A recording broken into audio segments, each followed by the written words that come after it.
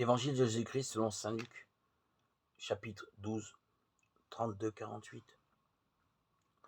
rapporte plusieurs paroles où Jésus précise sa mission. Jésus est venu apporter la lumière et il a hâte qu'elle éclaire le monde. Lui qui sera plongé dans la mort sur la croix sait que la paix qu'il est venu établir n'est pas une paix facile. Le Christ crucifié est bien ce signe de contradiction annoncé par Simon lors de la présentation au temple, Luc 2, 34. Face à lui, chacun est appelé à prendre position. Certains sont pour lui, d'autres sont contre lui. La lumière est venue dans le monde et les hommes ont préféré les ténèbres à la lumière, Jean 3, 19. C'est de là que naissent les divisions. Dans ses souffrances et sa condamnation à mort, Jérémie préfigure la passion de Jésus. Ce prophète, dont la parole brûle comme un feu dans son cœur, Jérémie 29, est accusé de démoraliser la population. Nous sommes juste avant la prise de Jérusalem et Jérémie annonce des années durant cette catastrophe nationale avec l'espoir que le peuple y échappe s'il se convertit.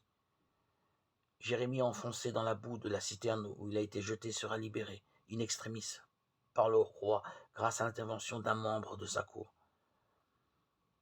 Plus près de nous dans l'histoire, l'auteur de la lettre aux Hébreux et l'immense nuée de témoins nous entraînent à méditer l'exemple du Christ qui a enduré la croix.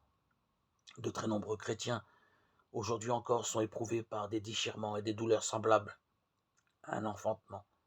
Les yeux fixés sur Jésus qui, depuis sa résurrection, siège à la droite du Père. Ils savent que Dieu leur donne la force nécessaire pour résister au mal. À nous aussi, nous pouvons courir avec endurance l'épreuve qui nous est proposée. La solitude, la maladie, la moquerie, le rejet, l'injustice, la haine, la mort. Le Seigneur vient à notre secours. Il est venu pour nous sauver, pour éclairer les hommes.